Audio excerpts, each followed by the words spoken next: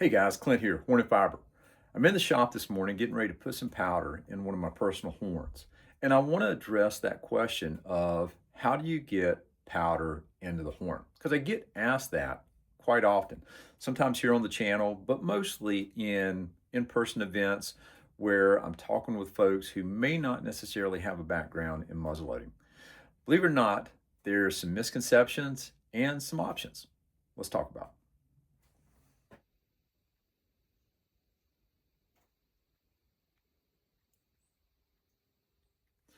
One of the biggest misconceptions that I encounter is that a lot of folks believe that the base plug on the horn is removable and that the horn is filled through the bottom.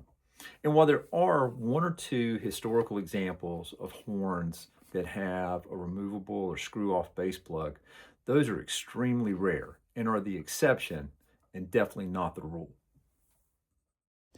Most powder horns have base plugs that are permanently attached by either metal pins or wooden pegs.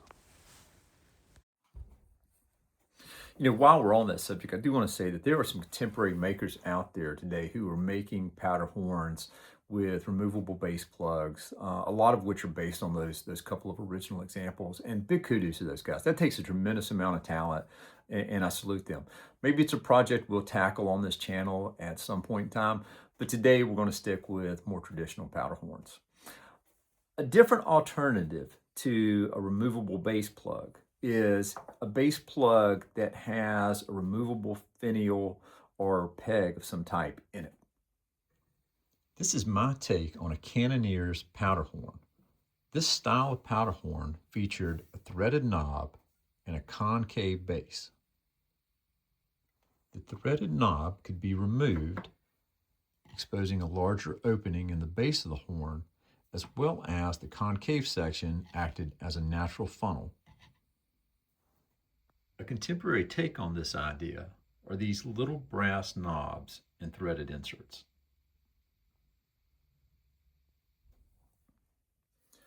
Of course, the majority of powder horns are going to be filled through the spout end and not through the base plug. And that means we're going to need some kind of funnel. Historically, funnels could have been made from all sorts of things: tin, brass or copper,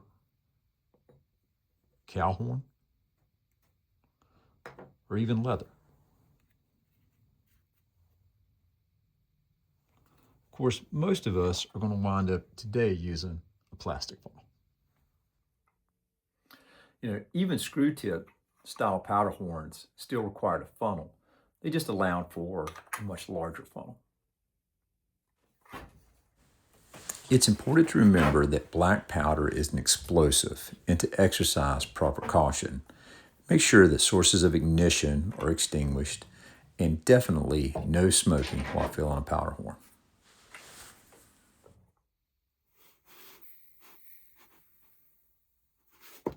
Light tapping on the side of the horn can help keep the powder moving and facilitate filling the horn.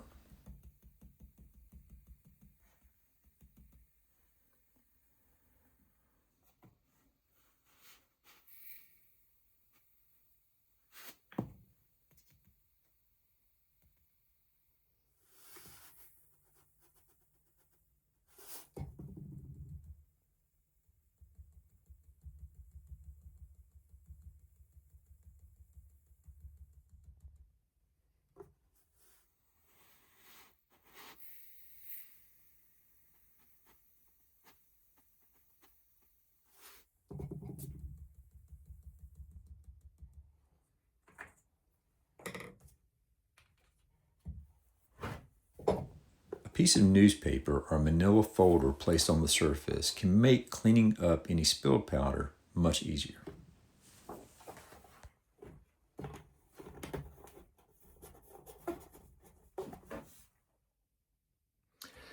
If you happen to use a priming horn and you need a small funnel for your priming horn, one option is next time you visit your doctor and he uses an otoscope to check your ears. Those little black disposable cups, a lot of times if you'll ask them, they'll just give them to you. And they make great little funnels for a primer. Well, that's all I have for today on this topic. Whether you're brand new to muzzleloading, someone who's just curious, or someone who has years of experience. I hope you found something in this video that was useful to you. If you have questions or comments, please leave them down below. I love hearing from folks. I want to know what you're interested in, what you'd like to see me do future videos on. Please like and subscribe to our channel. And as always, keep the fire burning.